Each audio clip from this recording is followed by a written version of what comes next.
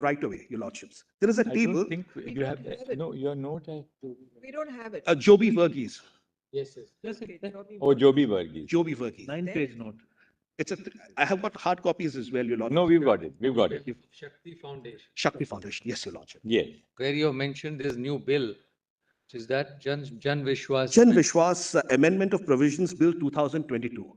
Your Lordship, why have I mentioned it? It is already a public document which was presented to the Lok Sabha on 2023 and the Rajya Sabha. Today, we are talking about SMA as a canvas. But we all agree to an extent that without the personal laws being in the ambit, this entire matter cannot be taken up.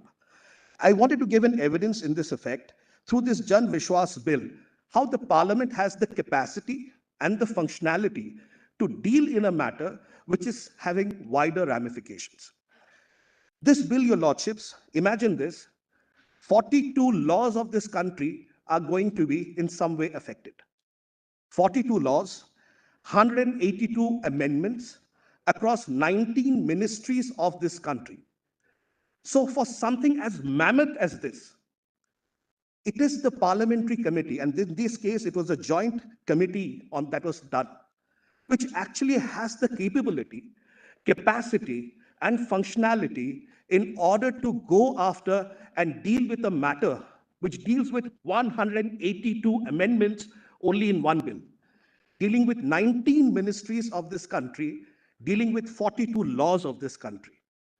That is my first part of the point that I'm trying to make, that if we are going forward in this matter, which will have wider ramifications, will have impact on other laws, then this could be a parameter to look at.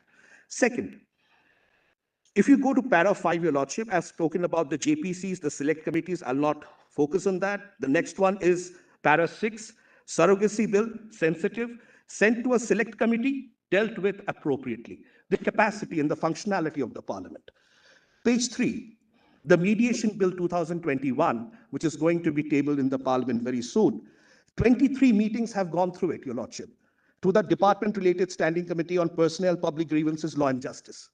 To do what? To ensure that we have a foolproof law. To have this kind of a debate and discussion, the appropriate forum is the parliament. I was a member of this committee, Your Lordship, when this mediation bill was being discussed. And the reason why I have tried to build on the first point, and I'll stop my first point here, is the capacity and the capability and the functionality of the parliament. I'll go to the second point, Your Lordship. I'll not take more than 5 minutes. I've committed to it. I won't. Second, role of polity. Your Lordship, we may talk about it as a social construct. We may talk about it as a legal construct. We may talk about it as a socio-legal construct. But unless you are able to flesh this out through the role of the polity, which has been absent so far, then it will not be very fruitful to be able to broad base it and take it right down to the bottom of the pyramid. In doing so, the role of the polity at this matter, we may have a declaration, Your Lordship, but the role of the polity in this matter has been completely silent. Where can we find that? We can find it through the parliament. Your Lordships, therefore, my point number 10, voice of 1.4 billion people. You have 788 members of parliament, 245 Rajya Sabha, 543 Lok Sabha, 12 of them appointed by the Honorable President of India. Wouldn't it be befitting to actually send something as widely impacting as this to the parliament to be dealt with appropriately and more holistically, where the canvas to deal with this which be much wider than the canvas that we're looking at? Third, and my final point, and I close, is the impact on public policy due to legislative absence. Your Lordships, let's assume for a moment we have a declaration. How do we execute that declaration? In Navtej, you have a declaration, fundamental right, taken up.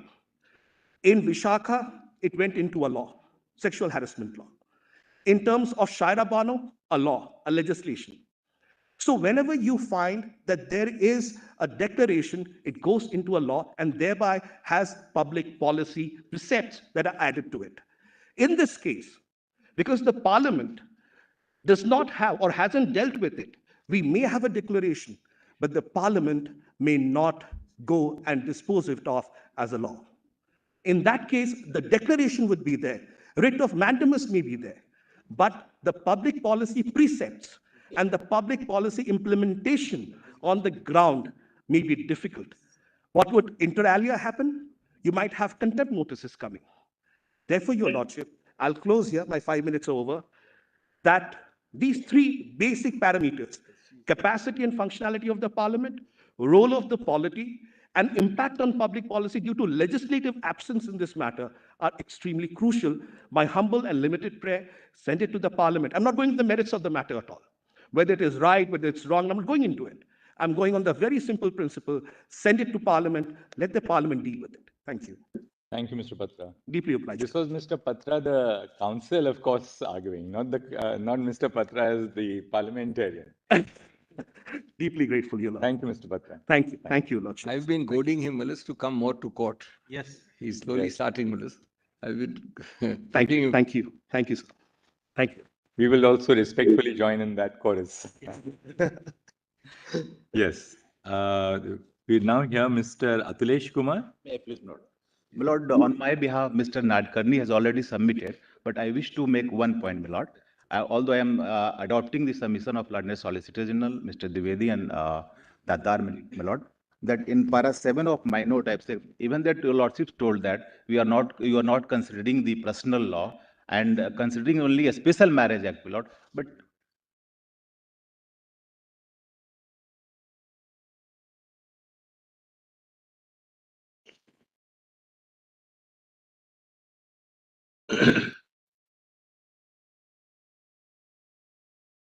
But my Lord, a special marriage act is not in isolation. It affects the other personal rights and family law, my Lord. So for Hindu is concerned, my Lord. So in any divergence or deletion and addition in the special marriage act so far to include their submission, my Lord, it will certainly affect the us, my Lord, larger It's ramification. been argued by others also. Yes, my Lord. Anything else that you would like to say which has not been? I am adopting, my Lord, the same, my Lord. Obliged, my Lord, deeply Thank you, obliged. Mr. Atulesh Kumar. Mr. Filza Muniz. Yes, Ms. Muniz. On my behalf, my lords, my learned friend will argue, my lords. Yes. Please. What do you mean on your behalf? Are you in person or? No, my lords, I am He's the AOR. my lord. Oh, you are the. All right. I'm Advocate Sanjeevani Agarwal, my lord, representing Light Life Freedom. Sorry, what's the NGO. name? Sanjeevani Agarwal. Sanjeevani. Obliged, my lord.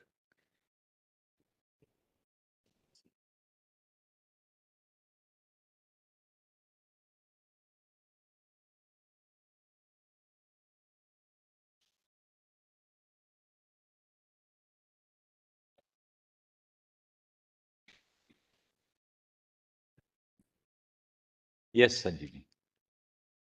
My lord, I will be referring from the written submissions which were submitted yesterday. So it's like very brief. Are they there? In whose name are they? It is in Miss Filza Muni's name, ma'am. My lord. Do we have it? Written? I'll just check. 1 second. Sanjeev, Ravi Okay. Dekar. Yes, sorry, I have. Did you find it? Yeah. 5 pages. Yeah, 5 ma'am. pages. My lord, it is, I'll start from point number 2 and I'll be very brief. I understand most of the points have already been discussed. So under Article 21, right to marry is a universal right, my lord, but it is not a fundamental right. And I'll go back straight to point number 6. India is a developing nation having still fighting for the girl child basic rights, my lord. You said Point- right to marry is a? Is a right, my lord, it is not a fundamental right, though it is a universal right. It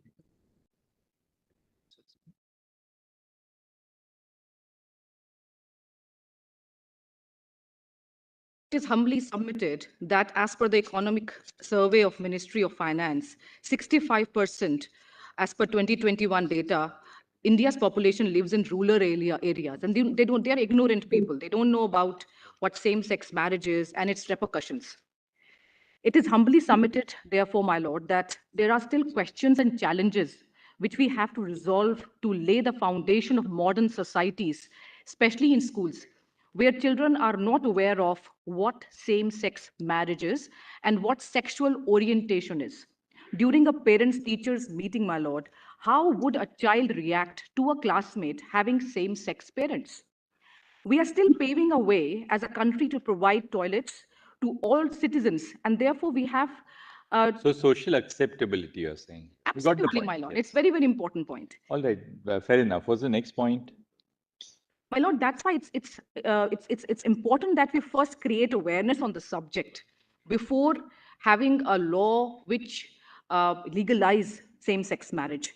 It is important that that Sanjeevani has already been covered. absolutely, my lord. I understand. Thank you. Highly so obliged, much. ma'am. Thank Highly obliged. Mr. Gaurav Agarwal. Thank you, Sanjeevani. Thank you, Filza. Gaurav kahan gaya? Mr. Agarwal doesn't seem to be all right. Then Mr. Som Thomas. Yes, my lord. I am party in person. I've come from Bangalore just for this 2 minutes.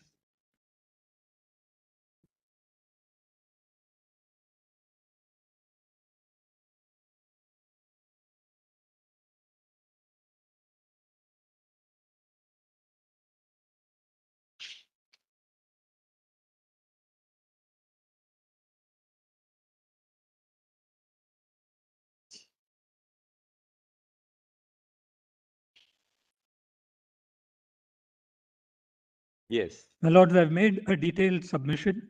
There are about 7 points. I'll pick up only 3 quickly. First of all, marriage is a biological institution before it is a social institution. And Indian law is substantive in its coverage of marriage. Many jurisdictions that have legalized same-sex marriage are primarily procedural. Who can get married, how they can get married, in the presence of whom. But Indian law is substantive, and the specific point there is sexual intercourse, and sexual intercourse of a specific kind. And that is why there are words like consummation, there is the word impotence, there is the sense of fulfilling a responsibility, a sexual responsibility in marriage. And if that responsibility cannot be fulfilled or will not be fulfilled, the marriage fails. And the first cause for dissolution of a marriage that is listed in the laws is taking the sexual intercourse outside of marriage. What your lordship talked about, exclusionary. But when the exclusion is violated, that becomes the first cause for breaking the marriage. So this specific type of sexual intercourse is the basis for making and breaking of marriage. This has to be recognized. And this is important as we go along. I have talked about in my submission about the burden on the state infrastructure for protecting families, basically family courts. For example, if 2 women friends live together in a flat, when does their relationship, their friendship become a marriage? What is the responsibility to each other in such a marriage? 2 men living together, when they have disputes, can it be taken to a family court? What is the family court supposed to do with it? And if a bisexual is involved, does he or she have a right to go outside the marriage for multiple partners? Once family courts have to start dealing with all of this, they will necessarily have to start delinking this first element of marriage, sexual intercourse. They will have to kind of say, look, sexual intercourse is in the private domain and we don't want to get into it. Are there other ways we can look at it? So in that sense, the entire marriage narrative that has existed not just from 1950, but I would say 1950 BC and before that, predicated on sexual intercourse of a specific kind, will become less of sexual responsibility and more of sexual autonomy. This may work well for the petitioners, but this is not what marriage is. And my closing point on that is that there is then no cause for the government, for the state to give privilege to relationships per se that claim to be in varied colors, including bisexual multi-partner relationships. But we can give credence to the concept of a household. Even in Deepika Singh versus CAT, it was really the household and the protection of the children that was the concern, and not relationships per se. And so even to the government, I have already written on the policy front that yes, you can have a concept of household. It doesn't have to depend on marriage or anything like that. There is a nexus between marriage and gender, which the other party denies. But there is no nexus between marriage and insurance, between marriage and gratuity necessarily. The guidelines can separate the two. In my corporate career, in the period between Naz and Kaushal, my company itself allowed employees to declare a partner for insurance, and it was done. So these are doable things without getting into the area of marriage, that to the substantive aspect of marriage.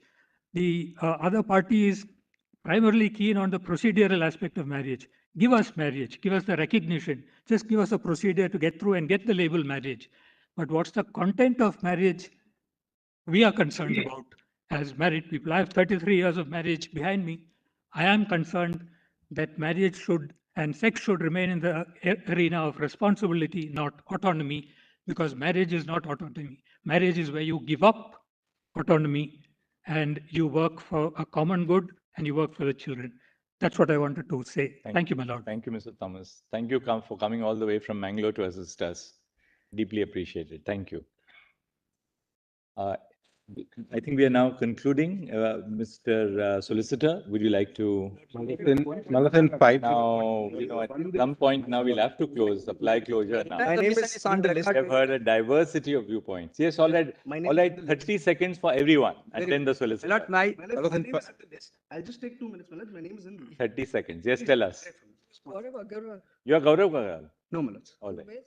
Malaj, recognition or declaration of bisexual or pansexual person's marriage will directly lead to bigamy and polygamy in this country, Malaj. All right. I'll explain, Malaj. No, you made your point. Don't explain it. No, Malaj. Because if my lords will anyway... We got your point. We got your point. That's all right. We understood the point. You don't have to. These are, we understand the line of thinking behind. Only rights of bigamy or polygamy to bisexuals or pansexuals, my lords, will also have to grant it to heterosexuals and other LGBTQ people as well. All right. All right. Thank you. What? Malathan 501.13. What's your name? Council is appearing online. What is your name? Shashank. My name is Prashant Dikshit, my lords. Prashant Dikshit. Please. Yes. So what's your name? Malos, in 501.13, Council is appearing online. Malos, he wishes to make submission for 30 seconds, Malos. Who is appearing? Shashank Shekhar, Mr. Jha? Yes, sir. Yes, Mr. Jha. I will just make 30 seconds point. Point number 1, the petitioners, Fastest finger first. Yes. yeah, the petitioners claim that marriage is a private affair, and that is why they quoted Navtej, Puttuswamy, and etc. But the matter of the fact is that marriage is not private; it is social affair. Sexual interaction. All right, got the point. Thank you, Mr. Jha. Point number 2. Just, I will just take 30 seconds, not more than 30. Point number 2. Now, same-sex marriage is expected in heterosexual society or system currently before the court. But I guess the law, heterosexual law, which is in currently in hold, is not competent enough to give homosexuals those specific rights. And that is why you need to have new laws and not the changes in this particular law. Thank you. Now, who is My IN number is 91562. What's your name, sir? My name is Group Captain Karan Singh Bhati. Yes, Mr. Bhati. And for Ex-Servicemen Lawyers Association, I am representing. Yes, Mr. Bhati. What's the point? Only one issue Yes. that Lordship is aware why it is necessary. In Joseph Saine, the first part, original judgment, did not deal with peculiar circumstances of armed forces. But the second, then the Constitution bench had to say, Lordship may bear that my application and submissions are only on that. Thank you. That it's an entirely different class, and it will create a havoc if such a thing is to come. Thank you. I'm deeply aware. Well, It's my IN number is I'm Anson Thomas. 1 second, Mr. Thomas. Milords 82649. Milords, I make only one point. The essence of family and the composition of family is unalterable. All right. Thank you. So therefore, my lord, the in point a here? joint family, if a grandson marries, a same-sex marriage had happened, then the family composition is destroyed. All right. Thank you very much. Who My lords, I filed annexers also, my lord. Yes, sure. Thank you. Who's next? Your Lordship, Anson 1 Thomas. second, Mr. Thomas. My IA number is 9394. What's the point you're making? Yes. And please introduce yourself. Yeah. First point is that the issue is my name is Gaurav Kumar Agarwal. I am representing. Yes, Mr. Agarwal. Yes. Yeah. First point is that it is the issue regarding the nomenclature, that they want, petitioner want the use of the term marriage, whereas we are denying this. Because, All right, thank you. and second point, Yes. one more point, the purpose of marriage is to have legitimate children, my lord. All right, thank you. We've heard that before. Yes, thank you. Yes. My lord, my IA number is 67242. आपका नाम पूछो. Dr. APC. Yes. On behalf of Anita Chauhan, he is the applicant, my lord. What's the point? What's the My point? lord, my point is same-sex marriage is totally unnatural, as per unnatural, and against the health parameter as per World Health Organization. All right, thank you. First point, my lord. Second, Union of India has shown a specific section which apply only to biological men and women. All Third right, point, my thank lord, you. legal recognition for same-sex marriage in unlawful, illegal, because the notion of marriage itself necessarily proposes union between two persons. All of right, thank you, opposite Mr. sex. Singh. Who else now? Anybody else left? My name is Dhaval Unyal. Yes, Mr. Unyal. Your Honor, only one point, as we rely upon the written submissions, the fundamental right of an adopted child. Para number 10. Ms. Bhatti has argued that today in the morning. Thank you. Yes. Just only 1 minute. Naveen Pahava. So justice of all. But there's only one submission, that the doctrine of reading down can be achieved only, my lords, without making any bend in the law, without making extensive additions or deletions, etc., which is not possible in the facts of the present case. Thank you. Thank you. Anybody else now? We have Mr. Solicitor? submissions already Mr. made. Solicitor. Well, I'll take just 5 minutes Yes. and not more, my lord. Anson Thomas. Mr. Solicitor, just one second. Mr. Thomas, what did you want to say? Just give us. IA 83410, my letter to the Honorable Chief Justice on 13 March and also on 17th April, that Yes, Chief what's the Justice point of you're making, Mr. India should Thomas? recuse. Chief Justice of India should recuse in this particular matter. Thank you, Would Mr. like to Thomas. kindly take it on record. Yes, application rejected. I Yes, would object to Mr. this, but leave it at that, my lord. Yes. Please ignore, my lord, some aberrations, my lord. I object, my lord, since he has made the submission, I officially object to this submission being made. Lord, 5 minutes. Lord, during yesterday's dialogue, my lord, it fell that there is a possibility of a declaration being made, something less than marriage, but something more than the present status. Lord, having examined that, my lord, why, my lord, that may not be a correct course of action, my lord. Lord, your lordship's declaration would be a law within the meaning of Article 141, binding all, not just all courts, binding the whole nation.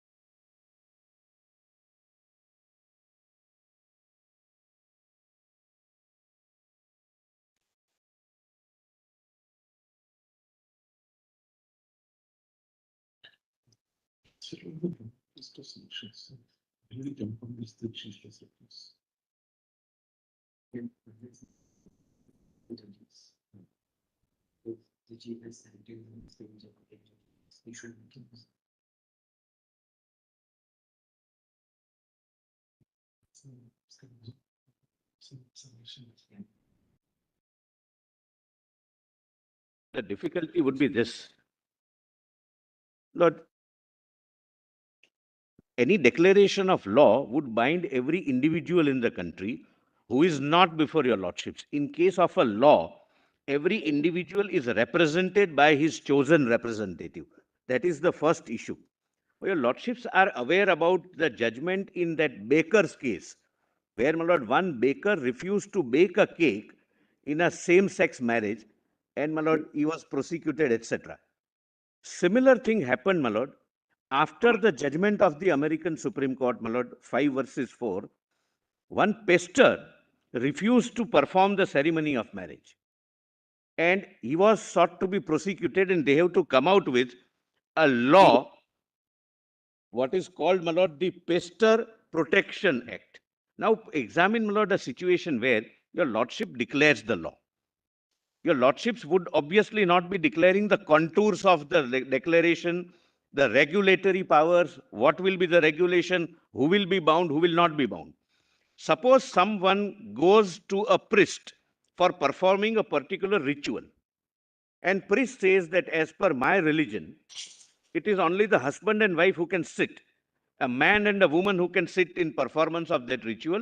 I will not be a party to it. I am posing a question to myself, would he not be guilty of contempt of your lordship's declaration?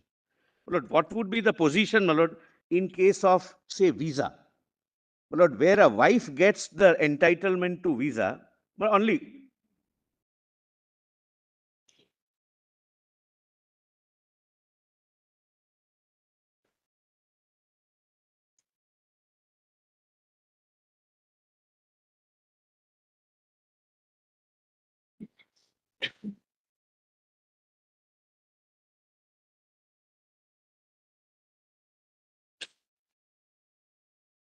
See, that's a matter of that priest's fundamental right to follow his conscience and faith. Lord, where that conscience stops and where his That is duty where- ends that or is where- begins. So that's where solicitor, what is the kind, form, content, and contours of the declaration is important.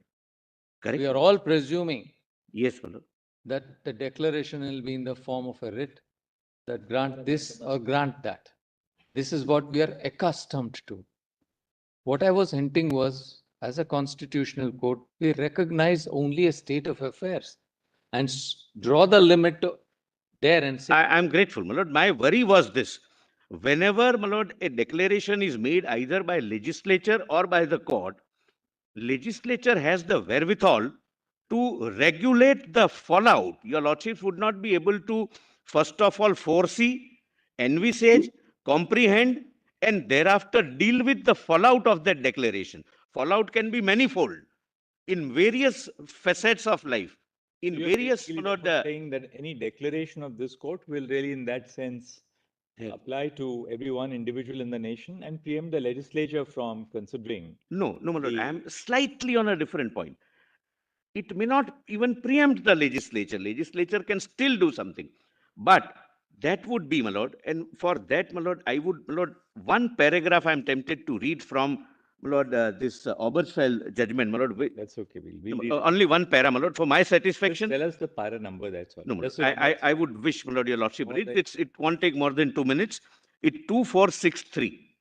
2463, volume 4 of the petitioner's compilation. For my satisfaction, please have a look. And this angle, my lord, is missed by all of us. And we also, my lord, feel that there would be some disservice, as Chief Justice Roberts points out, my lord, to the petitioners. And therefore, my lord, I wish to read it. My lord, kindly have a look at 2463. I'll just read, my lord. When decisions are reached through democratic means, some people will inevitably be disappointed with the result. But those whose views do not prevail at least know that they had their say and accordingly are, in the tradition of our political culture, reconciled to the result of a fair and honest debate. In addition, they can gear up to raise the issue later, hoping to persuade enough on the winning side to think again. That is exactly how our system of governance is supposed to be. But today, the court puts a stop to all that. Look, this is what, in my submission, the declaration would mean. But today, the court puts a stop to all that. By deciding this question under the Constitution, the court removes it. It's very important that you read that. What is put out there is, the Chief Justice is highlighting that the declaration that they have a right to marry. What was that? Justice Kennedy declared that gay couples have a right to marry. Correct, my lords. Now, we are intensely aware of that. We are intensely aware of that. I'm grateful, my lord. Kindly, my lord, something further which is on a slightly different point. Therefore, I would like to read it fully, my lord. There will be consequences to shutting down the political process on an issue of such profound public significance. Closing debate tends to close minds. People denied a voice are less likely to accept the ruling of a court on an issue that does not seem to be the sort of thing courts usually decide. As a thoughtful commentator observed, about another issue, the political process was moving not swiftly enough for advocates of quick, complete change, but majoritarian institutions were listening to and acting. Kindly avoid, my lord, the citation part. This is crucial, and this is another dimension which Chief Justice Robert gives, my lord. Indeed, however, please note this. Indeed, however, heartened the proponents of same-sex marriage might be on this day, it is worth acknowledging what they have lost. From their point of view, the court says, indeed, however heartened the proponents of same-sex marriage might be on this day, it is worth acknowledging that they have lost and lost forever the opportunity to win the true acceptance that comes from persuading their fellow citizens of the justice of their cause. And they lose this just when the winds of change were freshening at their backs. Thank you, Mr. Solicitor. My lord, only last, my lord, it's my duty, my lord, therefore I am pointing out. My lord, at the outset, I said that we have written letters to the state governments. My lord, there are 7 responses. I'm not reading them. From Manipur, Andhra Pradesh, Uttar Pradesh, Maharashtra, Assam, Sikkim, and Rajasthan. I'm placing them on record. Rajasthan takes the position that we have examined it and we are opposed to the position, my lord, which the petitioners are taking. All rest say that this needs a very intense and expensive debate, and we would not be able to respond immediately. My lord, we have received this. I'll, my lord, file it on in the registry with copies to the other side, my lords. So, my lord, these are my closing submissions, but I'm just putting it on record, my lord. I'm not reading them. They are 1.5 page closing submissions, my lord. I'll place it on record. Yes, Dr. Singhvi.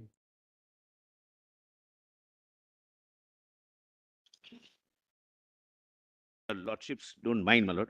I know it's a little unusual. Lord, my colleague has, amongst all, worked it, my lord, to the best. If he can be given, my lord, some time, my lord, few minutes, my lord. Mr. Agarwal. After you have concluded. Thank you. Yes, Mr. All right. Singhvi. May it please you, my lords. Now, my lords, your lordships has heard us very patiently. I've either been present or been made aware, my lords, so your lordship may take it. I know, my lords, the broad trends of the argument, and I'll answer them one by one. From mere cohabitation to a mere, I use the word mere, my lords, declaration of same-sex marriage, to a further declaration of same-sex marriage valid under SMA, which is what I'm asking. There's a difference between my 2 and 3 minutes. Same-sex marriage valid under and through SMA. From that, this whole bills excessive to the point of being bills actually wrong. Emphasis on legislative intent. Put in 5 different ways. Go to the legislature, original intent, rewriting, judicial legislation, judicial surgery. I'll be dealing with all. I'm just saying, I'm cognizant of all that. Then to the what we call the scare argument. Oh my lords, how will it work? The workability argument. It's an attempt to create. I'll be dealing specifically with the workability argument. And then finally to the notice and objections. Now, I will be very pointed. It may not happen in the sequence my Lord Wallace would want it, but I'll be covering all this. But my arguments are broadly under 3 heads. And your Lordship members kindly consider following those 3 heads because they will come. Sometimes your Lordship's query may relate to the 3rd head. Lordship, rest assured, it will come there. The first head, with great respect, Wallace, is that a constitution compliant reading. We didn't respond to this, my lord. Your Lordship said we'll not go into this. Notice and etc., my lord. No, my lord did not give a judgment, Wallace. Your Lordship made an observation. We're not going into it in these. With respect. It's therefore we didn't. As I recall, when the arguments were being addressed, I argued it fully in the opening. We said that this is common to, this is not specific to the same-sex heterosexuals also. And heterosexual. therefore, we said we'll not really deal with it in this batch. We have petitions which are pending. That's what your lordship segregated. And I have petitions. Well, may I just say? That's what we didn't waste your lordship's time. I argued it fully in the opening. But Dr. Singhvi, your you keep it aside because we haven't heard them. Otherwise, we would have pointed out to them that they have missed out on. That is, well, did, according to yeah, us. Purposefully we did That is, well, if your lordship has to hear them briefly on that tomorrow. Well, that is the heart, the heart of our objections. No, 1 second, Dr. Singhvi, we have petitions which are pending specifically on this challenge. And the reason why we thought we'll not deal with it in this batch of matters is that that's a matter which is common to both heterosexual couples as well as to... I was addressing that argument. Your lordships, just 1 minute, Mr. Mehta. I'm sorry. Well, your lordships observed when I argued it fully in the opening. Your lordship said that because it is common. I said, well, just 1 second. I said that merely because it is common to another segment. If you don't mind. I'm sorry.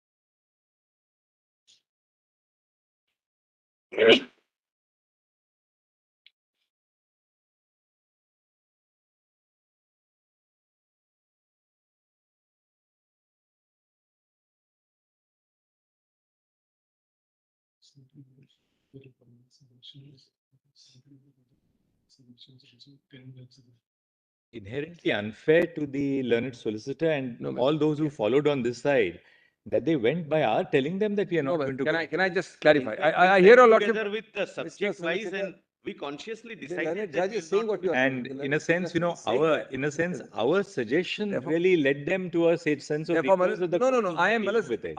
far be it from me to take away any natural justice from anywhere. That's not the point. Give me just 2 minutes. I raised it, argued it fully. In the course of arguments, your lordship observed, at which time only Mr. Ramchandran was there, Mr. Grover were there. They protested that this is the heart of our claim. The lordship said we'll take a call later. Now, if procedure is violated, your lordship certainly may hear them briefly tomorrow. But according to us, the heart, but I'll take only a very short while on that. I've argued it fully in the opening. Your lordship's point was that if heterosexual couples to whom this regime equally applies are not present before us, should we not take it separately? That was a short point made, brothers. I have dealt with it fully in my written submissions. Because your lordship's test is a positive test. See, Dr. Singhvi, just answer this. Yes. We were not here when the reference was made. There is no reference order per se. The order was implicit on this premise that the claim for same-sex marriage was being considered.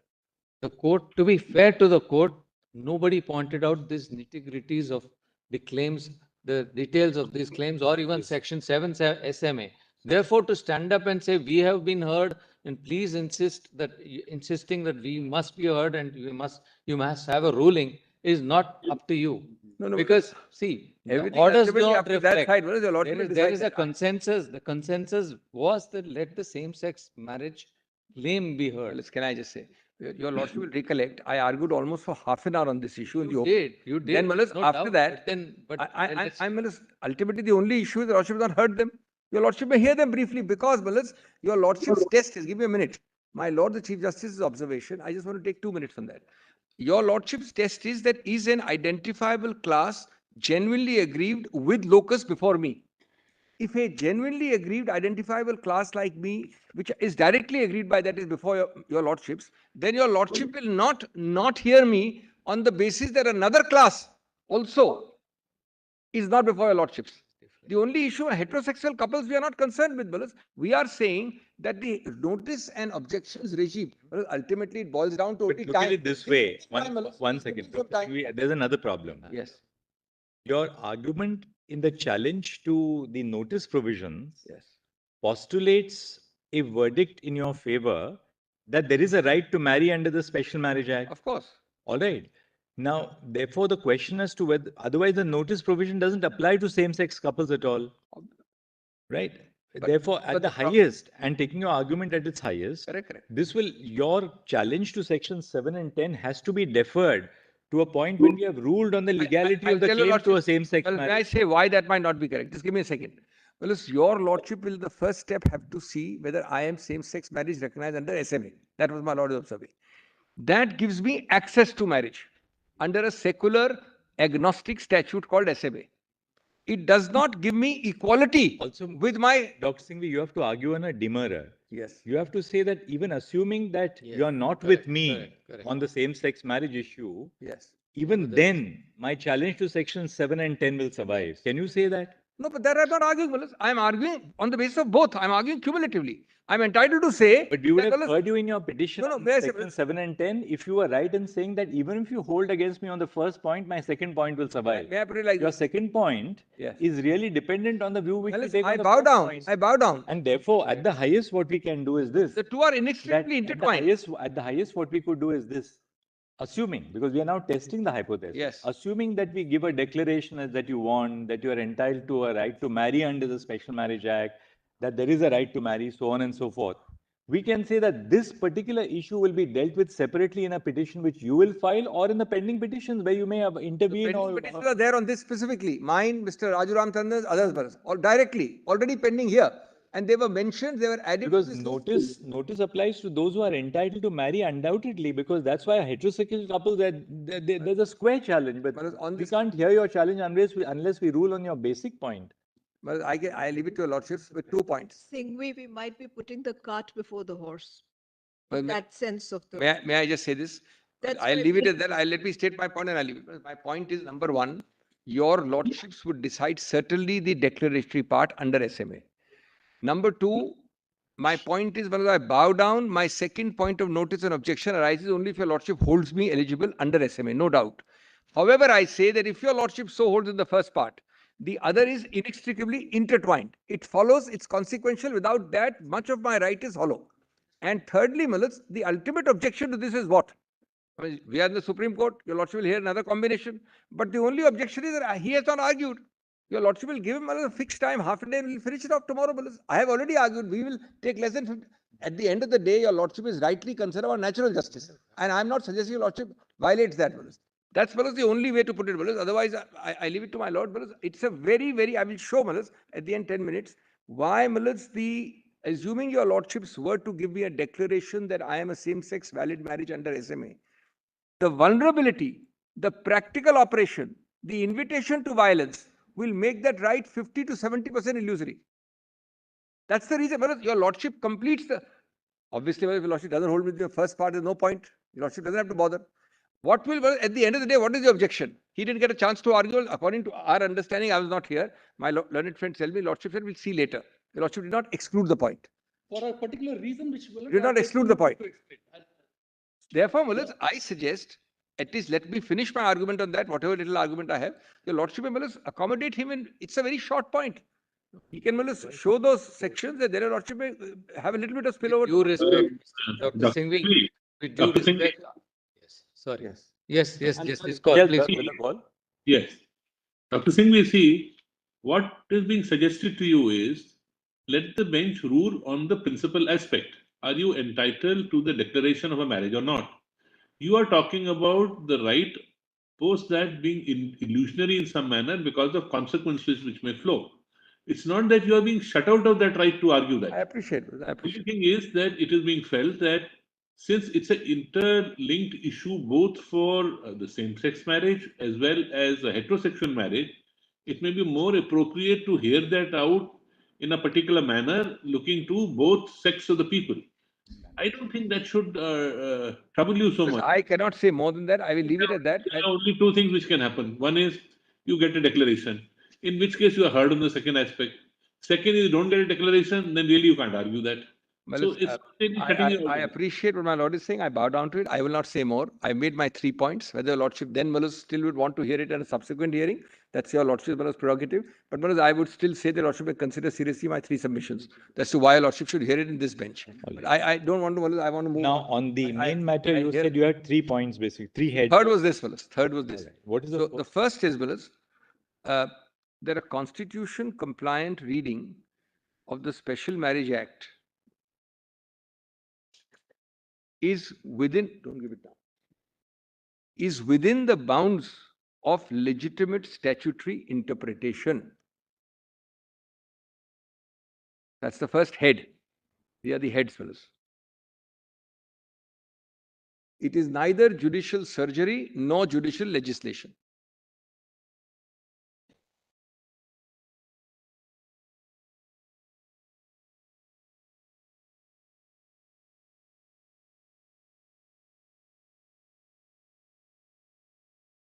There are 7, 8 major points under this. I will itemize them and go one by one under them. My second major head, Malas, is to Malas assure your lordships and assuage all the needless apprehensions created, to show to your lordships, Malas, that the relief I seek, in one sentence, Malas, I am a valid, recognizable same-sex marriage under SMA. That's the proposition. I am, my second head of submission is that the relief I seek is workable. So the workability head. And neither requires this honorable court to create any new social institution. Many of these are phrases picked up from the respondents.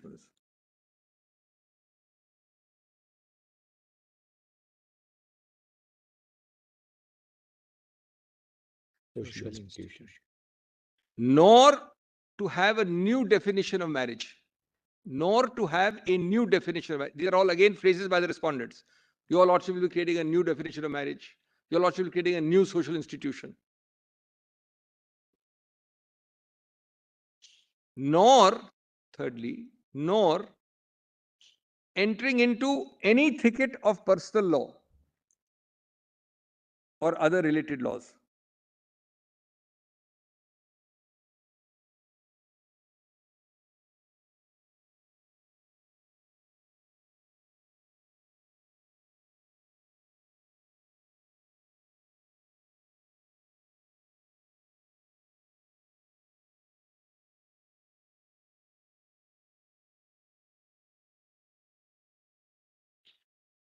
My third set of head, you should note it. You should decide whether to hear me now or later, or just note the head, brothers. I mean, this is the sure.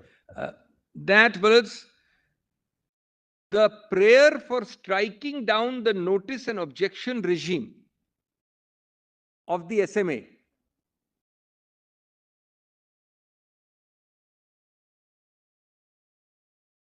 the prayer for striking down the notice and objection regime of the SMA. You keep it here and there. Is an essential and indivisible component. Essential and indivisible component of my prayer for marriage equality. My whole case is about marriage equality. This is an essential and indivisible component of that prayer for marriage equality.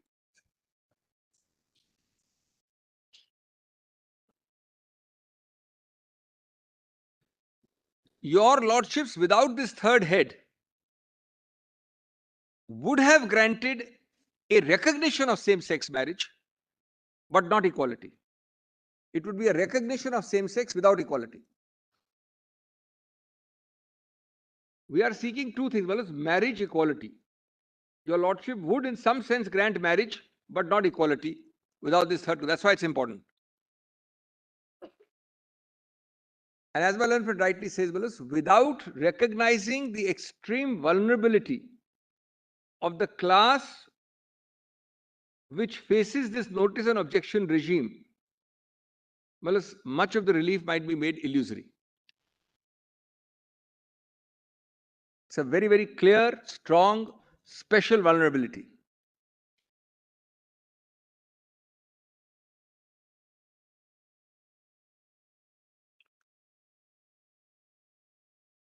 I will stick to these three heads, Willis. I'll start with the first. Now, Willis, all these are points under the first.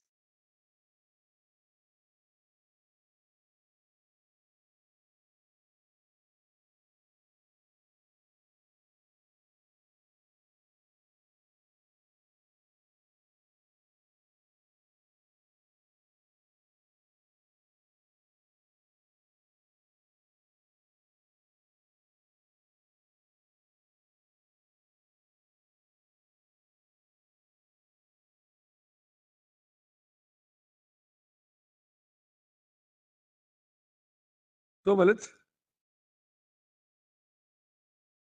just 2 sentences on what is the heart of my claim and prayer, and then we come to the first head straight away.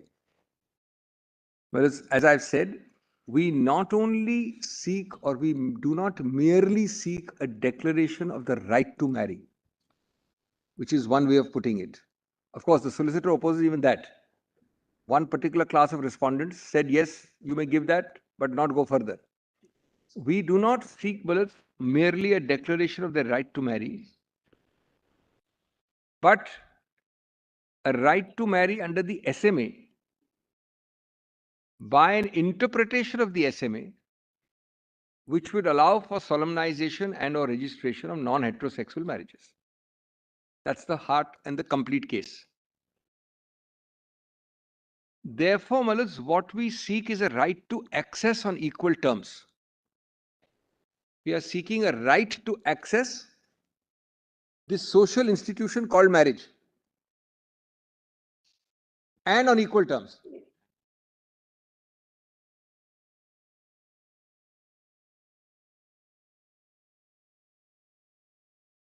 The irony is, my learned friends accept that it's a very sanctified social institution. People must have access, but they say not you and not on equal terms. Through law. So, Malas, in a nutshell, this case is about interpretation to apply an existing law in a non-discriminatory fashion. There is no judicial legislation, no judicial surgery.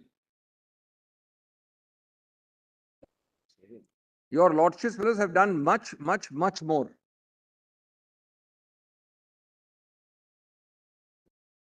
Interpretation of an existing law, no new lawmaking, but in a non-discriminatory fashion, which has 2 components. A, I should have a right to access on non-discriminatory terms. B, on equal terms. Now I come to my first head, straight away. First head. Melis, the heart of this matter is what? Your Lordship is all, I'll deal with this bogey of excessive reliance on the legislature. I'll be dealing with this constant argument. Well, is the Constitution, just to digress for 30 seconds, the Constitution is supreme. Because your Lordships, fellows, interpret entrenched rights in a counter-majoritarian manner against the majorities.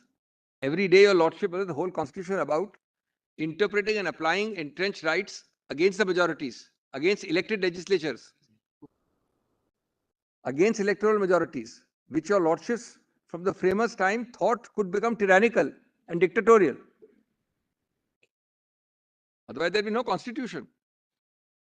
This constant hearkening that you are the judges, unelected judges who enforce entrenched constitutional rights against elected legislatures, because our constitutional forefathers said that many rights were entrenching precisely because they have to be a counter-majoritarian against the elected legislature. What is so great about a legislature, brothers? Now, Malas, kindly go one by one, Malas. Therefore, Malas, consequently... Except very small, very, very small detail, yes, that the legislature is the one which has created this SMA. Yes. If you rewind and there were no SMA, yes, where would that right flow? Well, it's very simple. Let us be very candid, Malas. We cannot keep fictions anymore. The legislature made the Constitution, but it made the Constitution supreme and a special majority to amend it. In other countries, that is enough to say the Constitution is supreme, not the legislature, not the judiciary, not the executive. Here, your Lordship put a supra-added basic structure on it. And who says what is basic structure? Your Lordship say that. Well, that is fine. We rewind to the position that existed before 1954. Yes. Where could an interfaith couple come and assert that right? That is where exactly you stand today. Now, Malas, it's a very good, interesting year your Lordship is giving. I have in my written submission even put a photograph. That's a very interesting year my Lord Justice Bhatt is giving. Malas, Brown versus Board happened around that time. There were people who wrote that these are the documents of the framers of the 14th Amendment who said you can never have equal but segregated. The original intent was against. They said we will now interpret it in accordance with evolving times. And the photo I put in my submissions, Willis, is an iconic photograph of 1960 with 4 white marshals escorting a black girl. Purely counter-majoritarian. The 14th Amendment, Travaux Preparatoires, suggested that the original intent was not to allow this desegregation. And the judgment records it. It's a judgment not in the compilations. And a 9-0 judgment in 54, Justice Bhatt says, at that time, we are now, what, 75 years down the line. Because it is evolving. Whereas I have got 2 other interesting examples when I do some research for this case. I'm digressing, but a very interesting example. You should be shocked to know. There were laws passed by legislatures of USA, the country which is the most advanced country in the world. One law said that male people below an IQ of X must be sterilized. Eugenics. Because you should not have a society of idiots. I'm being blunt, but that's virtually what judgment says. That judgment was upheld. I'm sorry, no, the law was upheld. Holmes. Second example is very, very interesting and very relevant for today. Well, the biggest change from my time when I joined the profession is, among other things, that from being a refuge of last resort, law is an option of first choice. You would you'd fail 5 exams and then come to law. Now, it's an option of first choice. Secondly, people with no background in law are coming to law. With no correction, fathers, grandfathers are coming to law. Third greatest advance is women. The number of women, when some of us started our profession and now, is radically different. Whereas the second law passed in USA was, the women should be barred from joining the legal profession because of the roughness of the profession. Women are not suited. Also upheld. We were the first to do away with that. I beg what? We were the first to do away with it. That is much more advanced. Now, these are, therefore, this whole concept, original intent, legislature, it is unelected judges who are the masters of interpretation of the Supreme Court, of the Constitution. The whole idea is to entrust that power to a class of people who are not buffeted by the majoritarian trends or the majoritarian ethos of a time, which can at times be tyrannical and dictatorial. Well, part 3 is nothing but a counter-majoritarian part 3. What is part 3? It's an entrenchment against the majority. Articles 25, 26, 27, 29, 30, nothing but counter-majoritarian. So it's no point repeating. Yes, if your lordship finds that the Ghedan, which is completely test, I am asking 10 units ahead of Ghedan, then it might be judicial legislature or should not do it. But don't not do it because the legislature may do it. That's not a valid reason. If your lordships find that your lordship has to do much more than even Ghedan allows, then your lordships may not do it. If your lordship finds that this is not a correct thing to do, your lordship may not do it. But please don't be swayed by this constant majoritarian argument. Elected legislature, unelected judges, majorities. But the whole advance of law is replete with examples to the contrary. There'll be no advance in the law, and we are now talking of Brown versus Board of 1954-55. But now you just said that if you feel that it's not a correct thing to do, then don't do it. Or in other words, if you feel that it is a correct thing to do it, then by all means do it. No, problem is that even there within limits. The problem is that the court decide these issues of correctness or otherwise when they are essentially issues of legislative policy and in the legislative. Your lordship knows it better than us. Your lordship has done much more.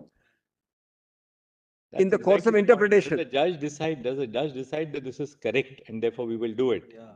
Or is this something which properly called is for the legislature to decide as to whether it is correct? I would even go so far as to say that there is a value judgment involved in all these cases.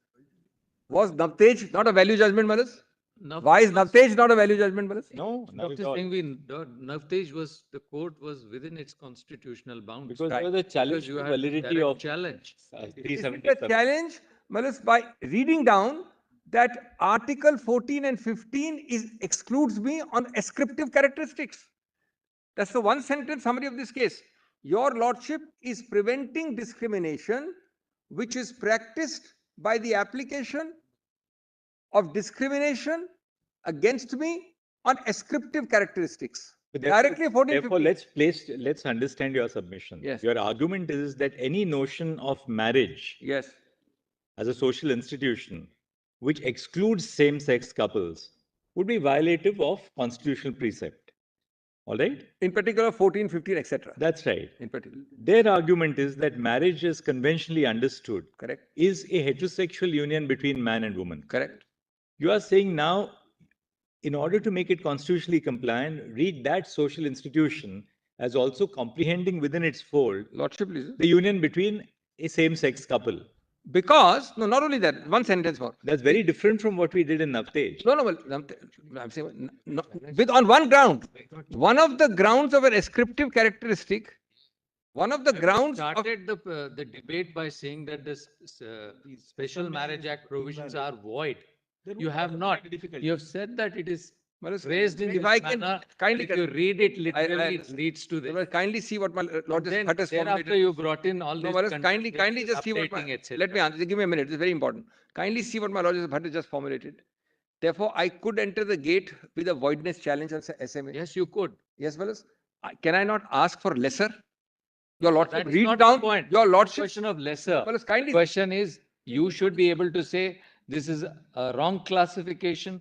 I'm taking it head on, strike it down. No, with respect, the striking down would be on the same articles. See, this is a very artful way of putting it, if I may say so. This is very artful. You are not taking it head on. You are saying that there is a classification which is illegitimate. Yes. But you are not willing to take it that far because you have no locus. Can I You have no locus. With great respect, no locus may not be right. You are establishing, wanting to establish a right by opposing a negative, that this is void. So let me meet both those points. It's a very important part of the debate. Number one, I am entitled to challenge it on the ground of discrimination and an arbitrary exclusion. But the consequence, my Lord is saying, must be strike down. If your Lordship, within the bounds of judicial review, forget this case, are able to read down something, does your Lordship not 100 times uphold the act by reading down? Forget this case, what your Lordship do? Is the technique wrong? The technique is not Proposition 1, if I may say so, is the classification there is valid. Now you want to push it forward and say it is a valid classification, but no, I'm not saying it's valid classification. I'm not saying valid classification. I'm sorry. In that case, heterosexual classification is not valid according to you. No, your classification which is invalid becomes valid by your Lordship's reading spouse, person, everywhere. It can become valid, but the Lordship does it in every law. But Dr. Singhvi, there was no argument of it being ever invalid. The argument was we need the same benefits as are flowing to those who are in a otherwise marriage. Otherwise it will be bad. Otherwise the law would be bad. But you never laid a challenge to the very statute. No, Malas, I'm saying I am entitled not to raise. As we understand. No, Malas, I'm asking, forget this case for a minute. As a proposition of law, my Lord should not think that there is any sleight of hand. Just for a minute, forget this case. As a proposition of law, am I entitled to come to your Lordship's court and say, A, I have direct locus. I'm directly agreed because I'm that class which is excluded. So there's no question of lack of locus. I am that class excluded. Second question, I am the class excluded because the exclusion occurs on ascriptive characteristic of gender or sex or identity. Third, if your Lordships finds that there is an exclusion, then while normally the law would be struck down, I am giving you clear, simplest, minimalist answers as to why a reading of person and same sex or spouse will validate the law. I don't want to change any other part of the law. Dr. Singhvi, why am I compelled, to challenge its validity? Even if you were to challenge the constitutional validity of the Special Marriage Act, even if you were to challenge the constitutional validity of the Special Marriage Act, that would be postulated on the hypothesis that any statutory recognition of marriage as being confined to a heterosexual man and woman is unconstitutional. In other words, what you would then seek is an expansion by the court of the very notion of marriage so as to include a class of relationships other than a heterosexual relationship. Absolutely. right? Absolutely. That exactly is the problem, because then what happens is that the court, in the course of reading down, which you are then suggesting that it should be done, would be reading down the statute in a manner which would expand the dimensions of a social institution, which is what you seek. No, call it reading up. I have no problem with that semantics. Call it reading up. Reading up, Reading up is what you are perfect. then going to say is that, look, the Special Marriage Act has taken account of marriage being a notion involving a man and a woman. Yes. This is unconstitutional. Yes. In other words, actually, if you stretch it further, that any notion of marriage itself being a union between a heterosexual man and a woman is itself unconstitutional. Now, can I just answer that? Now, can we? I mean, So can we go down that far and say that, look, the very social institution of marriage, as including a relationship only between a man and woman, is unconstitutional? Even you won't take it that far. No, we are saying in the event that you're... That's a social custom. No, we are saying that... It's amenable to Article 13. I'm sorry. You haven't also taken it that far, and you won't take it that far. We are saying... So what is your next line of argument? That by recognizing marriage only in terms of a relationship between a man and woman, the legislature has infringed 14 or 20. All that we are saying is that if you continue to read SMA to exclude same-sex couples, then the SMA as a legal proposition is unconstitutional under 14, 19, 15, and 21. Just allow me, I've heard it also loud and clear. First point, marriage as a legal institution needs my access on equal terms as heterosexual couples. My stoppage of access and also not on equal terms is my violation of 14 and 15. It doesn't stop here. Your Lordship, next question is, everything different is not unconstitutional. Let us see what is the difference based on. That's question number 2 in an Article 14 analysis. My answer to question number 2 would be that this differentiation, which leads to the exclusion of same-sex couples, is based solely on ascriptive characteristics. Solely. Question number 3. If it is so, then normally its exclusion must be struck down.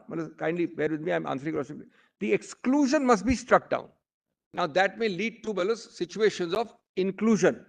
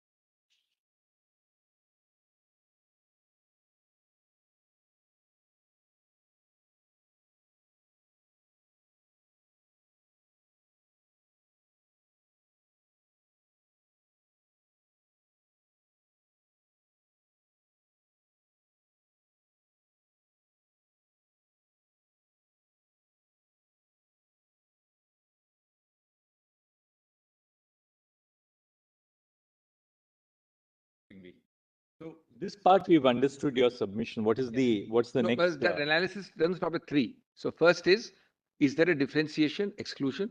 If there is there a valid basis for it? These 2 I've made. Third still remains. Overall, is it something which your Lordship should not do after the first 2? Reading up or reading down. Because of a original intent prohibition. Answer clearly has to be no. Your Lordship never followed original intent in that sense in this country. Fourth. Dr. Singhvi, during the hearing on behalf of the petitioners, I think we had trodden all this ground and even moved on. And if I recollect rightly, you said that you would not urge any interpretation which does violence to the other provisions of the statute. That's the workability. That's where you ended it and the others took over. So now please focus on what is your That's core the argument. workability part. I'm just coming, Malus. That's the workability part. I will be showing your lordships chapter and verse, the workability, because that is told to your lordships. Today, Malus, I'm only on this, on the first part, a mere declaration of marriage or a declaration of a valid recognized marriage under SMA. That's the debate in the first head. I've not come to the second head yet, Malus. In the first head, it is our case that your lordships must recognize same-sex marriage on these legal basis under the SMA. And for that, your lordship has ultimately in the fourth test or the third test only to see that does an original intent bind you? There is no such doctrine in India.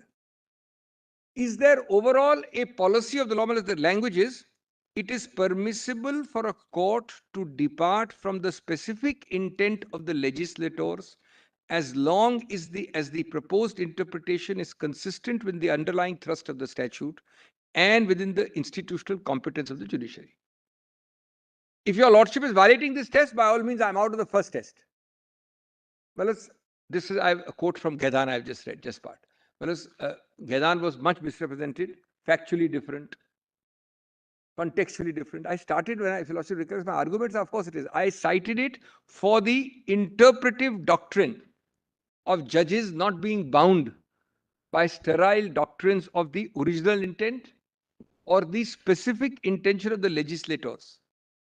That is the only reason I cited. We don't need to go to Gaidan. We have our own homegrown exactly. Ratanaria and your lordships have in fact travelled much more. That was an English case without the constitutional dynamics of this country. So, Malus, your lordships reading up and reading down in a much bigger way is commonplace. Your lordships, Malus, in particular, apropos what my lord just said in S.G. Chaudhary, which is, Malus, in footnote 1 and one more judgment, Lakshmi video. They're all in my original compilation. Your lordship knows S.J. Chaudhary is, Malus, in my compilation, volume 2 at page 7094, and Lakshmi video is in my compilation 4, volume 2 at page 4510, held this simple proposition, Malus, which is sufficient. Application of a statute ought not to be forever circumscribed by the range of concrete circumstances that its framers intended it to apply to. This is your lordship, Malus, 60s doctrine. Ghedan was one, Malus. I mean, I've given your lordship enough in Indian law before that. Therefore, Malus, I submit. There's an old one on 14. I think it's Jialal. Jialal is, I think, the one where those living on the other side of the Yamuna were not allowed to hold an arms license. And that rule was, created during the aftermath of the mutiny. I think it's 61 or 62. Oh, yes. So the court said that, what is this classification? See, that which was valid, because the insurgents were holding arms, they were concentrating in Meerut and that side. Correct. So they wanted to stop that. So that was a contextual thing of that time. Correct. So then, that's right. Then, Malus, I go on this to say that your lordship will then juxtapose it with the agnostic thrust of the SMA. Why was the SMA created?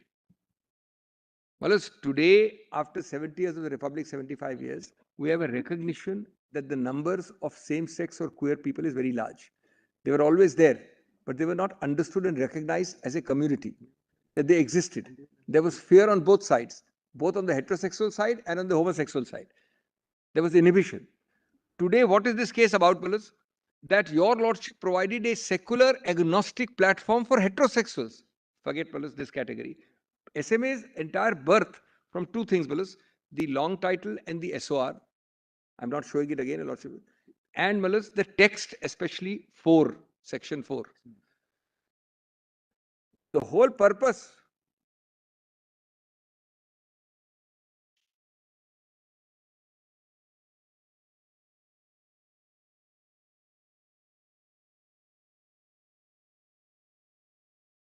therefore, Malus, if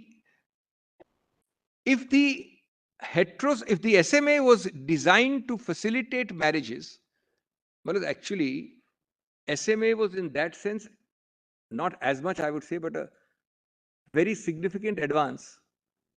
Not so much as recognizing same-sex today, but a very significant advance because it was also dealing with marriages outside the pale of social acceptability. Well, social acceptability is the heart of SMA. Your lordships wanted to create a platform for social acceptability, which is not there for heterosexual couples. Now, just a little look at the clock, Dr. Singhvi. We don't want to keep it part-heard beyond the vacation. No, tomorrow a little bit. I will not. We have about 50 minutes. We'll rise at about 4:15. So between all of you, please ration the time now. No, tomorrow, Malas, give me some time. Malas, you know, should we do one thing? Rise at 4 o'clock. Give me about half an hour, 45 minutes. Tomorrow we'll finish this side. Then I want.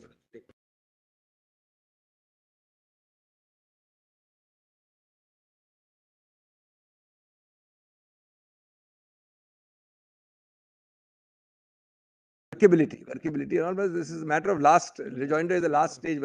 We want that time. Singhvi, tomorrow is a clouded morning. We have a reference. Then we have 2 constitution bench judgments which we are pronouncing tomorrow.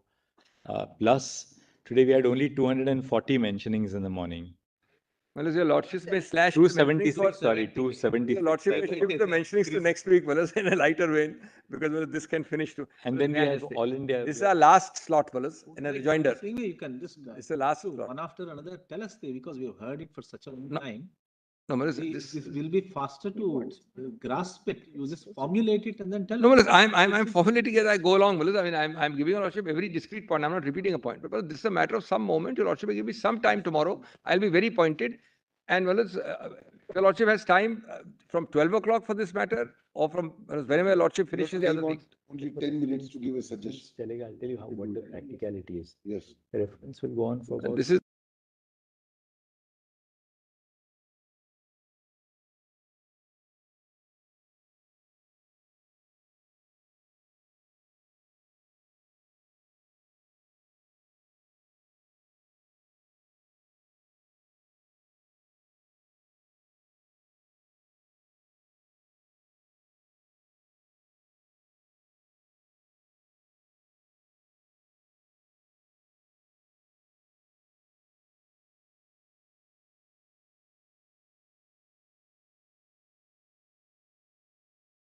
What we could do is this, because tomorrow's schedule really, I mean, I must share it with you. We have the reference which we anticipate would be 10:30 to 11.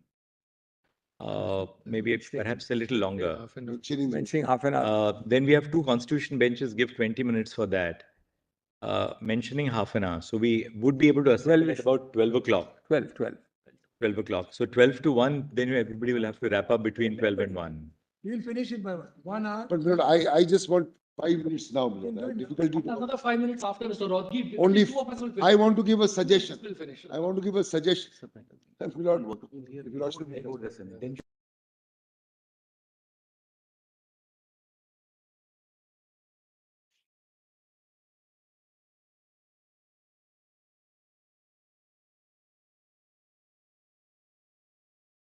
you could please do this, if you could wrap up by say about 3:50, then we can give 5 minutes each to Mr. Rodgi and Mr. Ramchandran, and then see who else remains there. Let me In 1 hour.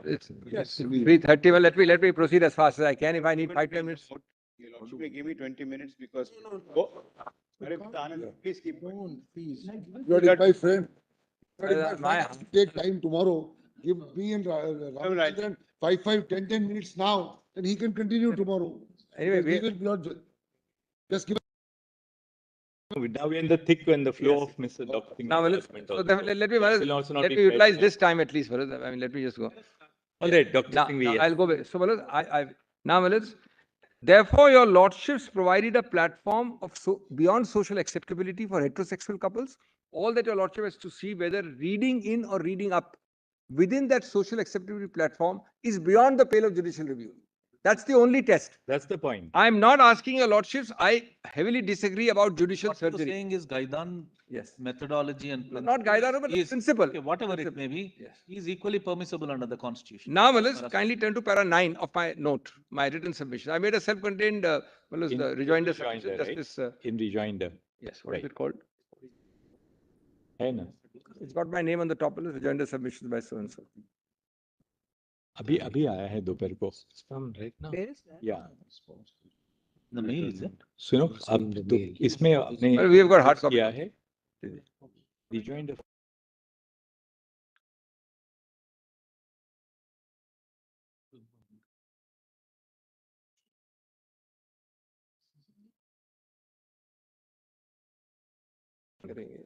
There's a mail, is it?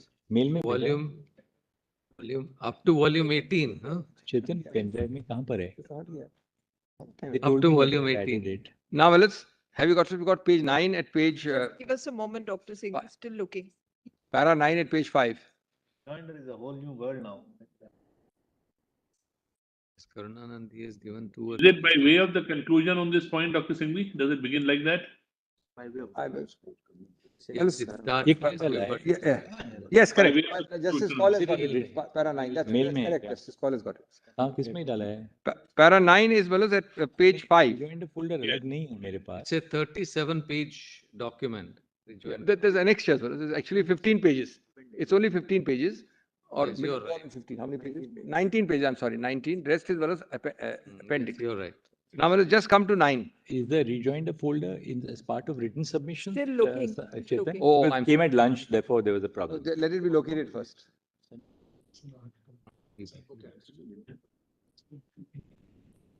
It's only here to you. Justice Call and Justice Bhatt have got it. No, we have it. Justice Narasimha also has it. No, he's getting airdrops.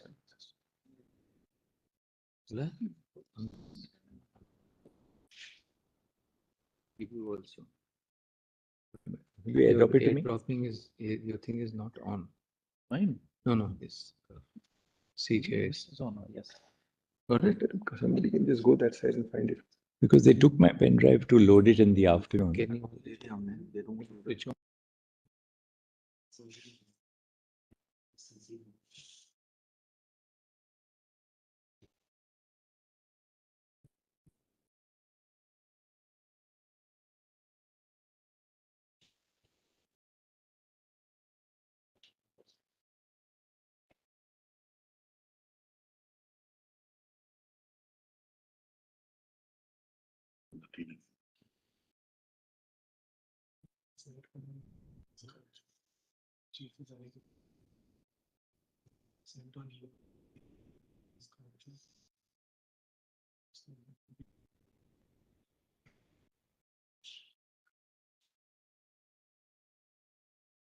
These written submissions in rejoinder. Yes, just police computer. Yes. Just to Yeah, sure. Just one second. give us a moment. It's a 20-page document. Yeah. It's 37 pages, huh, by the way. 37. After 20 pages 20 is the is submission.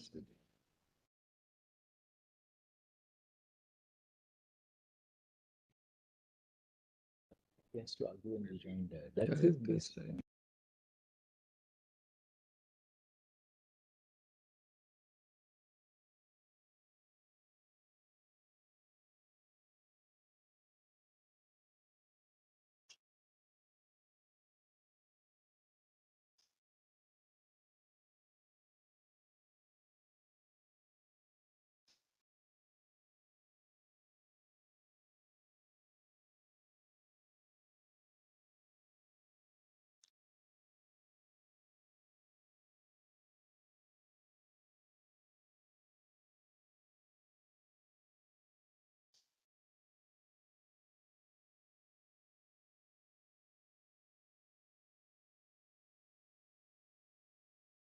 Para 9 at page 5, internal page 5. In the middle. Sorry. It was never in dispute that when the 14th Amendment was enacted in 1868, its framers did not intend it to apply to desegregation. Indeed, it is popularly recounted that many legislators who supported the amendment supported segregation and the separate but equal doctrine.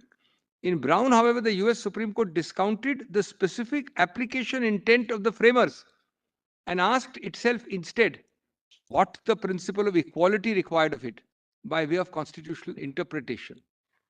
Similarly, petitioner's interpretation of the SMA focuses upon the underlying thrust and the principle of recognizing and legitimizing marriages unsupported in social conventions, upon which the SMA is founded, rather than asking how the framers intended to decide. That question is wrong, I say with respect. Now I'm putting that photograph, I've said anti-majoritarian impulses. Unpopular, I'll skip para 9a, but that's an iconic photograph of the 1960s. Come to para 10. Petitioners respectfully submit that the remedy does not involve any judicial surgery, nor the creation of a social new institution, nor a claim for legislation. These are words used by the respondents. Now, kindly see what it involves. Rather, the issue before this court is one of discrimination of non-heterosexual persons from an already legally defined institution on the basis of the prohibited markers under Article 15. Malas, one thing more, Malas. Your Lordship is told social institution. Today it's more a legal institution because your Lordship under the SMA is excluding personal laws. It's a misnomer to again and again bring this scarecrow argument of personal laws. It's a legal institution under SMA, not a social institution. I'm not saying marriage is not a social institution. It's not as it is not. It is creating, not absolute. It is enabling the marriage, but it is also assimilating. I bow down. I don't want to use the word absolute. My lord is absolutely right. That my lord, I'm not going that far. I'm just saying, Malas, a large amount of that social institution part has been, Malas, circumscribed by a legal construct, which is what SMA is. Prior to that, your lordships could not venture there without personal laws. That's the point I'm making. Now, just see the middle of para 10 is very important. I've taken the liberty of highlighting it. A right to marry, along with a scheme for its implementation, already exists. Petitioners are only asking for a non-discriminatory access to their existing right and institution. Indeed, petitioner's request is modest. It is to interpret certain provision of SMA in a manner that is both constitution compliant and consistent with the SMA's own underlying thrust. Contrary to the respondent's submission, this does not involve the court in altering the meaning of words or the meaning of marriage.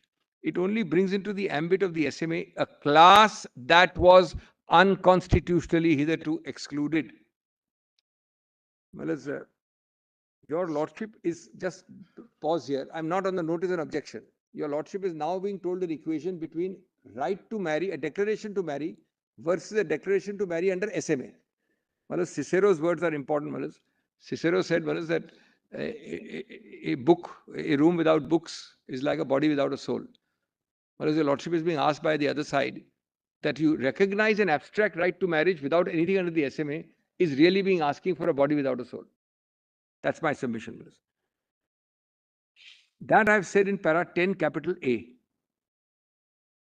And Malas, we have a quote, Malas, in the top of my submissions, which I need not, Malas. Mary Robinson, President, Ireland, and also, Malas. The promises of human rights are like empty shells if they are not backed by concrete actions and meaningful change. Malas, may I say, your lordships is, what is your lordship being asked? Give a declaration of marriage, but nothing to do with the SMA. These two words, empty shells, Malas, apply, body without a soul, apply clearly. Now, Malas, 10B, I've said legislative majorities did not decriminalize. Forget 10C, Malas. Come to 10D. 10D for a minute, Malas. It is respectfully submitted that legislative will is not necessarily a neutral, objective, or meritorious manifestation of desired constitutional objectives and constitutional morality.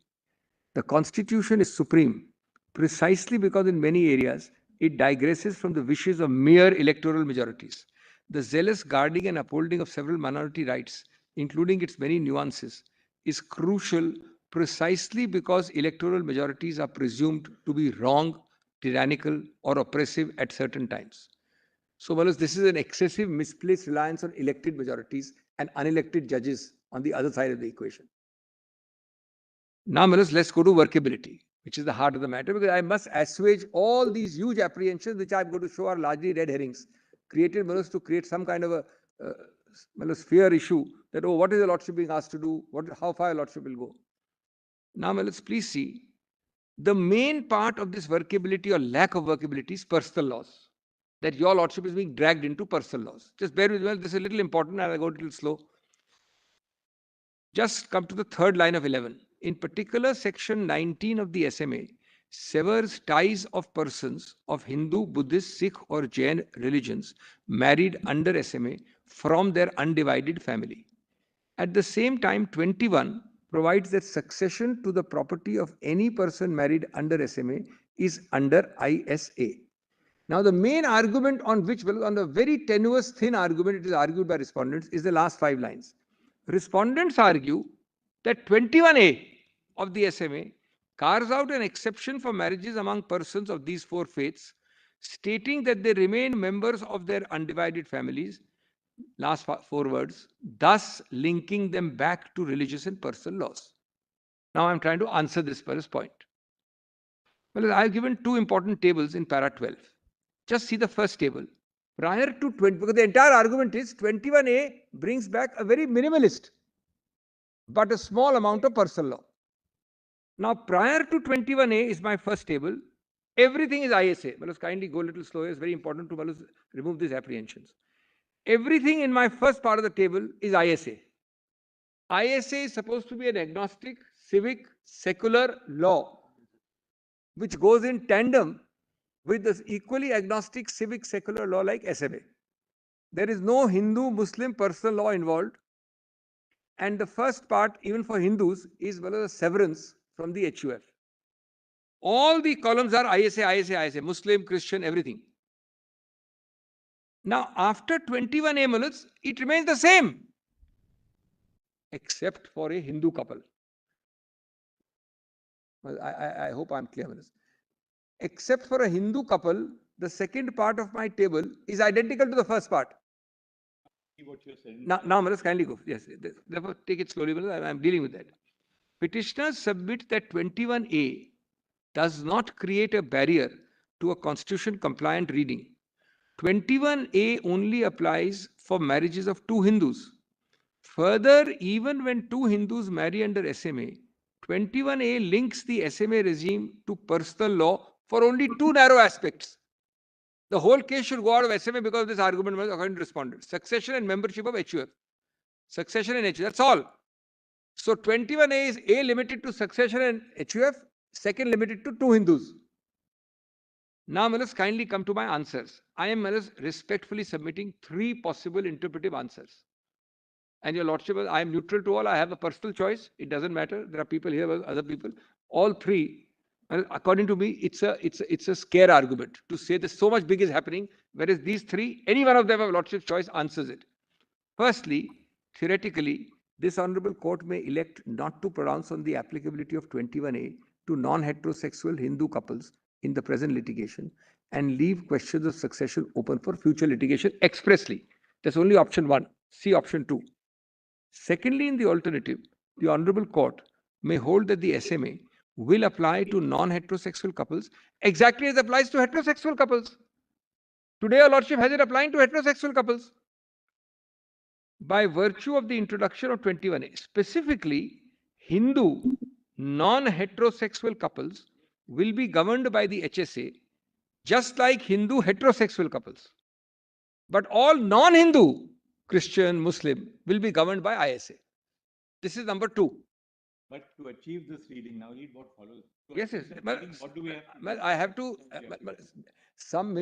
Is your Lordship's shy of doing this minimalist interpretation? Will be the question. That's a valid judgment of your Lordships. If I'm asking for something which your Lordship has never done before or is unknown to your Lordship, is right.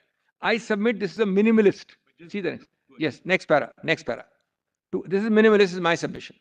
To achieve this reading, the Honorable Court may extend its gender-neutral reading of the SMA to the HSA and the ISA.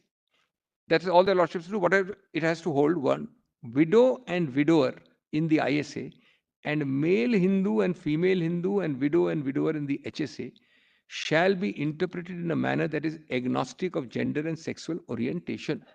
That too, Malas, there are 2 options. By specifically saying personal law is out. Really have to then recast or redraft the provisions of the Hindu Succession Act also. No, your Lordship, it doesn't have to recast it. Your Lordship has to say, no, my Lord is only in SMA. My Lord is not going to HSA. My Lord is saying either of 2 things. You're saying that to achieve this reading, yes, this Honorable Court may extend its gender-neutral reading of the SMA to the HSA and ISA. It may hold that the words widow, widower in the Indian Succession Act, limited to issues of marriage, and male Hindu, female Hindu, widow and widower in the Hindu Succession Act, again limited to issues of marriage, shall be interpreted in a manner that is agnostic of gender and Correct, sexual correct, brother, orientation. correct, correct. Now, what does it mean? Give me a minute. It's very important. Give me a minute. It means that your lordships will first put a caveat in the beginning. We are not getting into personal laws. Second, cumulatively, your lordship would say that today all heterosexual couples are governed with 21A in only ISA, except for Hindu couples.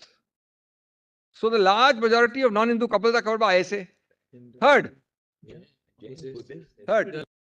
The largest number of people. No, that's the third. So I'm not avoiding it. I'm not avoiding it. I understand. My lord is right. Third, for the Hindu couples, the agnostic reading will be to words like male, female, widow, widower.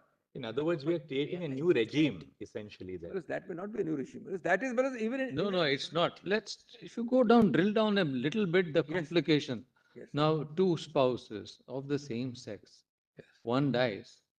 Now, who will that be? What is the kind of estate that she? If your lordship adopts, if your may I read? Then you see when it comes to a male, of course it will be a son. He will be treated as a son. When it is a female, she will be treated as a daughter. Question is, what is that spouse? Will he be treated? Will that spouse be treated as husband? When a male Hindu dies intestate, but the first priority is to the widow. If it's a same-sex male couple and the male has died intestate, there'd be no widow. No, but there will be. So what you are now therefore saying is that read widow. Reading that to be a compliant. The widow, Another word widow. Willy-nilly, we do enter into personal law. Or see, this formulation has one surviving spouse. No, that's true. See, that's true. It's a bit oversimplistic. Hindus, you say only Hindus. No problem. But at the same time, there is no problem when it comes to Indian Succession Act, where the Christians, it anyway applies to them. No, I have no problem with ISA. When we come to the Muslims, 21 is creating a problem. Muslims are the one who are now bound by the ISA. Yes.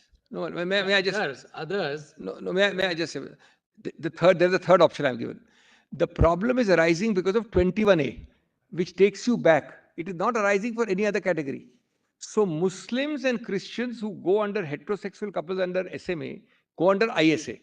But Dr. Now, the third one is... Look at how that third, you are yourself struggling at an intellectual level. You say it is submitted that there is a third option. Yes. That this honorable court may hold that since religious and personal law related issues by agreement of parties are beyond the scope of... That's what I started the matter with, Malas. We are saying outside... We can't rule on... No, but we started the matter by saying that, look, by agreement of parties, this has been... Forget agreement. Create a minefield for a future bench. Malas, forget the agreement. Your lordships is saying that from the inception, the petitioners... Malas, the petitioner... Kindly read the whole... You have to then decide it's... No, Malas, kindly allow me. No.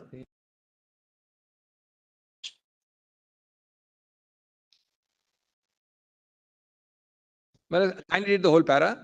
This matter started by the petitioners who invoked your lordship's court to say we don't want to get into personal laws. Your lordship can certainly rely on that petition. But now read the whole para. Just allow me. Third para. It is submitted the third option. This honorable court may hold that since religious and personal law related issues, forget agreement of parties, kindly delete that word. I mean, I don't want to, not necessarily, are beyond the scope of this litigation, which your lordship declared at the beginning when the matter started. It follows that personal law statutes as well as provisions of secular laws that relate back to personal laws, that is only 21A, are excluded from consideration. Since 21A itself was introduced as an exception to the regime under 19 to 21, non-consideration of the issue would simply mean a reversion to the default regime of ISA. So are we reading up or are we reading down by doing that? Well, which of the two would it fall under? Well, I am saying there are two options. Either it will all fall under ISA, or your lordship may apply the house and person interpretation for HSA Hindus. Then we come back to the old position that when it comes to same-sex couples, we will interpret it in a particular manner. When it comes to heterosexual couples, we will read all those laws in a different manner. Well, we will have to have those two different interpretive tools. Well, so can I just summarize? After a preliminary statement that when the matter started, your lordship had made it clear, and the petitioners have also said that there is no going into personal law, your lordship may adopt either of two. Allow me to summarize. One, that everybody is under ISA and 21A will not apply to the same sex. Alternatively, that balance, everyone is under ISA because ISA is not posing a problem. But for same-sex Hindu couples, your lordship reads the word spouse or a word person. That's the summary of the whole thing. That much your lordship will have to do. If it is beyond the bounds of judicial balance writing, it is beyond the bounds. Should you include Hindu? Please see the logic in my para 15. But I am saying this cannot be the complete exclusion which the respondent Then there is a classification amongst the same-sex couples. You are saying that those who fall in 21A, you treat them differently, leave it at that. For the others, you have ISA. No, you are actually subclassifying now. No, not in the second option, in the third option, yes. In the second option, the better option is whether your lordship interprets it to mean spouse or person. Then there is no such problem. Hindu non-heterosexual couples would be governed exclusively by the ISA, according to you. How is that On option 3, not on option 2. This is important. Let us forget option 3. Then neither are we reading down, nor are we reading up, nor are we striking down 21A. No, so let me leave aside option 3. Let us say that your lordship keeps 21A. Dr. Singhvi, we are not writing a blog, we are writing a judgment for society. Your lordship is keeping 21A. Let me tell your lordship how I would respectfully submit a judgment can be written with 21A existing. It will certainly not be a blog, Balas. You may have that legislator's pen elsewhere. But you can't persuade us to use this here. I can only make a submission. Balas, how? Let us just for a minute focus on 21A. Yes. Your lordships may adopt the second option. 21A is given full force if your lordship reads the word spouse and person. That's one sentence answer. Forget the third option. 21A is excluded, as my Lord Justice Bhatt said, only in the third option. In second option, since 21A is there, your lordship applies it, but your lordship would have to do person or spouse that much of reading. That's the long and short of it, Malas. Now, is it such an insuperable thing that the whole case, Malas, should be a mere declaration of marriage? Then, Malas, there is virtually an empty shell. Malas, I would say it is only, Malas, a cardiac checkup. Or is it a transplant? That too, cardiac checkup, Malas, that too by a physician, not a surgeon. Ultimately, Physician. Court, please have heart. That's what it is saying. That's neatly put. Well, let's just see the conclusion at para 15. Yes. Just see the conclusion para 15. Because then I have these special categories coming after that. It would not follow from this approach. Now, I am giving the answer to a possible objection to my approach. It would not follow from this approach that non-heterosexual Hindu couples who marry under SMA would be excluded from legal succession regimes altogether. Today,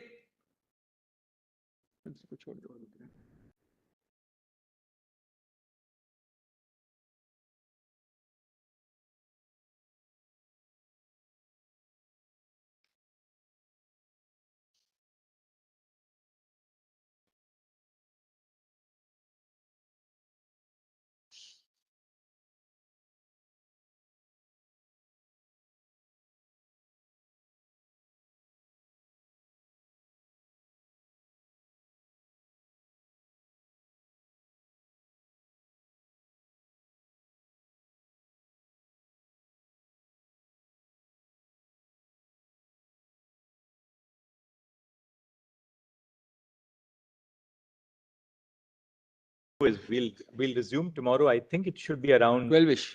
12ish. But we'll resume the moment we are ready. Yes, I'll take very little time. And now for all of you on this side, 1 hour flat. So please in the invitation out time. Suggestion, but I only want to make a suggestion.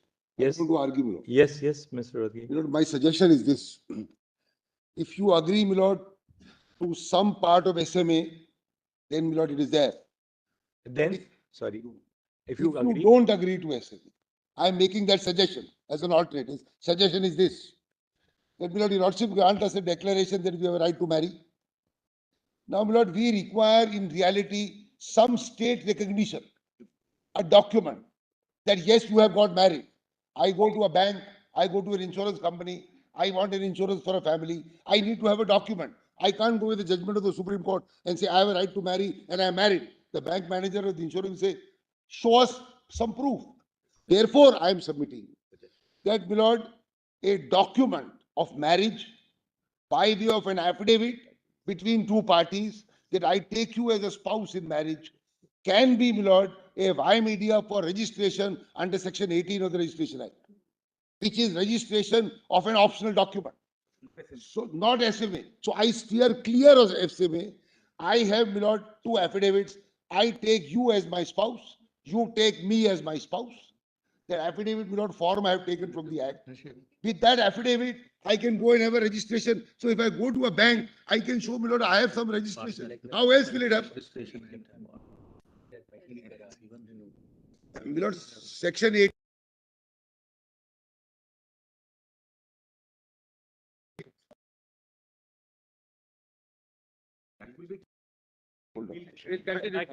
I need some document.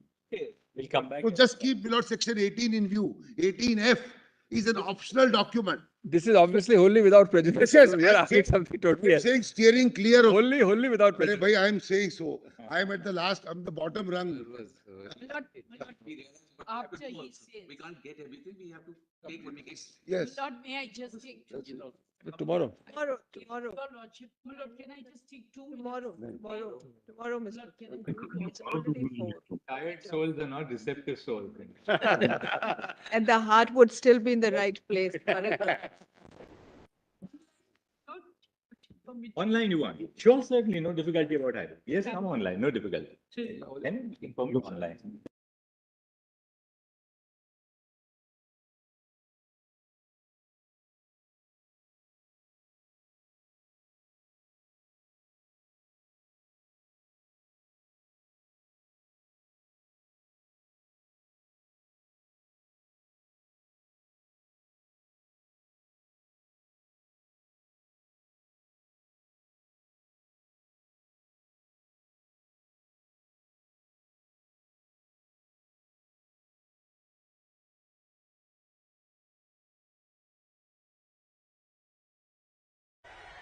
Mallikarjun Kharge ಅವ್ರಿಗೆ, ಸೋನಿಯಾ ಗಾಂಧಿ ಅವ್ರಿಗೆ, ಸೋನಿಯಾ ಗಾಂಧಿ ಅವ್ರಿಗೆ, ರಾಹುಲ್ ಗಾಂಧಿ ಅವ್ರಿಗೆ, ರಾಹುಲ್ ಗಾಂಧಿ ಅವ್ರಿಗೆ, ಮಲ್ಲಿಕಾರ್ಜುನ್ ಖರ್ಗೆ ಅವ್ರಿಗೆ, ಸೋನಿಯಾ ಗಾಂಧಿ ಅವ್ರಿಗೆ, ರಾಹುಲ್ ಗಾಂಧಿ ಅವ್ರಿಗೆ.